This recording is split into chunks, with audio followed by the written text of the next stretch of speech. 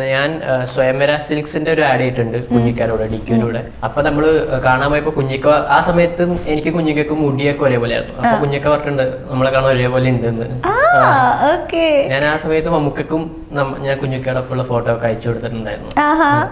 എങ്ങനെയുണ്ടായിരുന്നു മമ്മൂക്കയുടെ കൂടെ ഉള്ള ഒരു എക്സ്പീരിയൻസ് ഒക്കെ?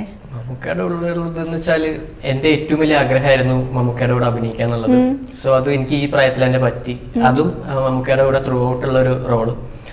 സോ എന്താ പറയാ, കുറെ കാര്യങ്ങൾ പഠിക്കാൻ പറ്റി മമ്മൂക്കയുടെ ഒപ്പം. എന്താ പെട്ടെന്ന് മമ്മൂക്ക എന്ന് പറയുമ്പോൾ മനസ്സിലേക്ക് ഓടി വരുന്നത്? എന്തെങ്കിലും നോട്ടീസ് ചെയ്തിട്ടുണ്ടോ? കാരണം ഇത്രയും ദിവസം ഒരുമിച്ച് അഭിനയിച്ചിട്ടുണ്ടല്ലോ.